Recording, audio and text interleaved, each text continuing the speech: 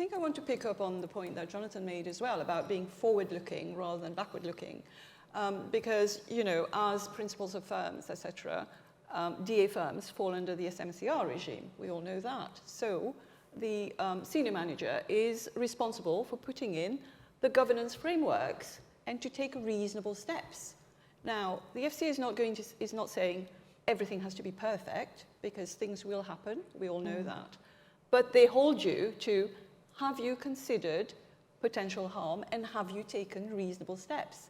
So if you haven't got a governance framework in place that you can describe and articulate on your PII form, but in front of the FCA as well, then, you know, potentially there's a risk there.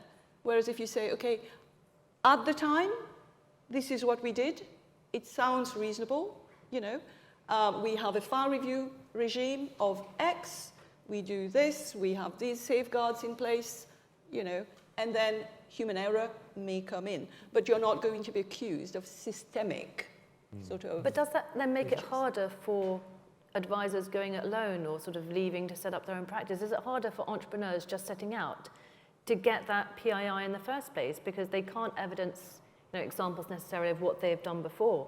Is it just harder for new firms? I think if you're coming from, if you're a going concern and maybe you've been NAR and you're going DA, you still have sort of a track record, and they will get information from your previous network, you know, the principal of that network. If you're starting off and you were working for a firm as an RI and then you're setting up on your own, that's a little bit trickier because you can't evidence that you understand putting in all the processes, etc., etc. And at the moment, for FCA authorizations at the gateway, they are asking very stringent questions about becoming the principal of an AR firm, of a DA firm. Yeah. What about your tech? I mean, are you going to look at that from a tech perspective as well, like assess risks for perhaps new firms, or would you not look at new firms just yet? No, we absolutely will look at new firms, but we'll look really closely at their historical work when they worked previously, just to make sure they weren't involved in anything too spicy that may indicate a panache for some scary stuff. No British Steel pension transfers? Or maybe. Bulgarian buy-to-lets or something. Stuff like that. So we would definitely look back and maybe look under the bonnet of their history.